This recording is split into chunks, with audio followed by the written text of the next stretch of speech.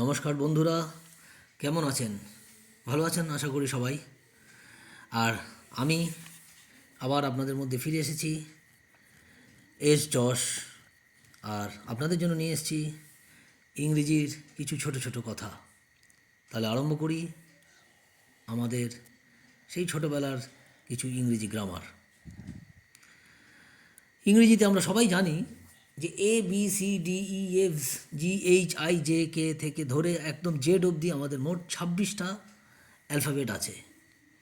এই 26টি অ্যালফাবেটের মধ্যে ভাওয়েল এবং কনসোনেন্ট দুটো ভাগে ভাগ করা যায় এই 26টি অ্যালফাবেটকে। তার মধ্যে 5টি ভাওয়েল আছে ইংরেজিতে। কি কি ভাওয়েল আছে? AEIOU। আর কনসোনেন্ট কি কি আছে? এই 5টি বাদ দিয়ে বাকি সব হচ্ছে কনসোনেন্ট। ইংরেজিতে ভাওয়েল বা বাংলায় তাকে বলে স্বরবর্ণ, আর কনসোনেন্টকে বলে বাংলায় ব্যঞ্জনবর্ণ। তো ব্যঞ্জনবর্ণ বা কনসোনেন্টগুলো কী কী আগেই বললাম। ওই 5টি ভাওয়েল AEIOU ছাড়া বাকি সব কটাই হলো কনসোনেন্ট, যেমন BCDFGHLMNPQRSTVWXYZ, প্রত্যেকটি হলো কনসোনেন্ট। কিন্তু মজার ব্যাপার হলো এই কনসোনেন্টগুলি কিন্তু ভাওয়েলের সাহায্য ছাড়া উচ্চারণ হতে পারে না। যেমন ছোটো করে একটা বুঝিয়ে দিই, যেমন বি বি বি যখন আমরা উচ্চারণ করছি ব যুক্ত ই চলে আসছে, ইটা কি ভাওয়েল।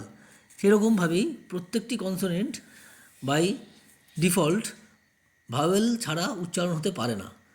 আরেকটা এক্সাম্পল বলি, যেমন এফ এফ এফ যখন উচ্চারণ করছি তখন কি চলে আসছে? এ যুক্ত ফ, এফ এফ এটা কি ভাওয়েল। তাহলে পরিষ্কার? বেশ, এবার চলে আসি আরেকটা মজার জিনিসে, ডিপথং। ডিপথং কাকে বলে? বাংলায় বলে যৌগিক স্বর। যেমন অনেক সময় দুটি ভাওয়েল একসঙ্গে মিলে উচ্চারণ হয়, যখন দুটি ভাওয়েল একসাথে মিলে উচ্চারণ হয় তখন তাকে বলা হয় ডিপথং বা বাংলায় যৌগিক স্বর। যেমন বি বি মানে কি? মৌমাছি, বি ডবল ই। তাহলে ইটা ভাওয়েল, দুটো ই পরপর একসাথে উচ্চারণ হচ্ছে। কিন্তু যদি মিট বলি, MEAT, মিট, তখনও তাকে কি বলা হচ্ছে? ডিপথং। কেন কি? ই এবং এ পরপর দুটোই হলো ভাওয়েল। এরপর আসছি বুক, BOOK, বুক, ডবল ও মানে পরপর দুটো ভাওয়েল ও, সেটাও পরপর দুবার ইউজ হচ্ছে। যেহেতু পরপর দুবার ব্যবহার হচ্ছে সুতরাং তাকে বলা হচ্ছে ডিপথং। তাহলে আমরা পরিষ্কার হয়ে গেলাম ভাওয়েল এবং ডিপথং কাকে বলে, কিভাবে তার ব্যবহার হয়। আর ভাওয়েল তো আগেই বললাম, AEIOU, এই 5টি হচ্ছে ভাওয়েল।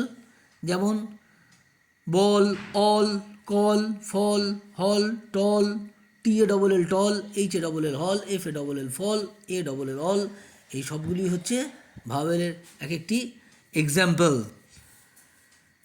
তাহলে ক্লিয়ার? ফাইন। এরপর আমরা চলে আসছি ওয়ার্ড। ওয়ার্ড কাকে বলে? কতগুলি লেটার পাশাপাশি বসে যখন একটি অর্থ প্রকাশ করে তখন সেই বর্ণ সমষ্টিকে বলা হয় ওয়ার্ড। কিন্তু অর্থ প্রকাশ না করলে তাকে কিন্তু ওয়ার্ড বলা যায় না। যেমন ম্যান, এম একটি অ্যালফাবেট, এ একটি অ্যালফাবেট, এন একটি অ্যালফাবেট বা লেটার, MAN মিলে হয়ে গেল ম্যান। ম্যান মানে কি? মানুষ। কিন্তু আমরা যদি বলতাম NAM, ন্যাম, ন্যাম, ন্যামের কি কোনো অর্থ আছে? সুতরাং অর্থ না হলে তাকে ওয়ার্ড বা শব্দ বলা যায় না। আর এরপর চলে আসি সেন্টেন্স। সেন্টেন্স কাকে বলে? ইংরেজিতে বলা হয় a combination of words that makes a complete sense is called a sentence.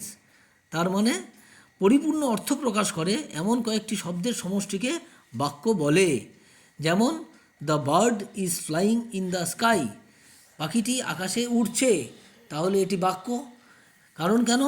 এর অর্থ আছে। কিন্তু যদি আমরা বলি the cow is flying in the sky, এটি কি বাক্য? না, এটা বাক্য নয়, কারণ গরু আকাশে উঠতে পারে না, এর কোনো অর্থ প্রকাশ করছে না। এবার আরেকটি এক্সাম্পল আমরা দিই, the boy is eating rice, মানে ছেলেটি ভাত খাচ্ছে, এটি একটি প্রপার সেন্টেন্স। কিন্তু যদি বলি eating rice is the boy, তাহলে কি সেন্টেন্স? তোমরা বলো। ঠিক বলেছো না, এটা সেন্টেন্স নয়। কারণ খেতে পারে ভাত একটি ছেলে, এরকমভাবে আমরা কিন্তু কোনো শব্দ বলি না, বা এরকমভাবে কোনো অর্থ আমরা বলি না। সুতরাং আশা করি তোমরা এই ছোট্ট করে আজকের ওয়ার্ড, অ্যালফাবেট, সেন্টেন্স, ভাওয়েল এবং কনসোনেন্ট কাকে বলে বুঝতে পেরেছো। আপনারাও আশা করি বুঝতে পেরেছেন। আর যদি ভালো লাগে তাহলে আবার পরের দিন দেখা হবে। ততক্ষণ অবধি ভালো থাকবেন, সকলকে ভালো রাখবেন। শ্রীরামকৃষ্ণ, মা সারদা ও মা তারার ইচ্ছায় সকলে ভালো থাকুন। নমস্কার, ভালো থাকবেন।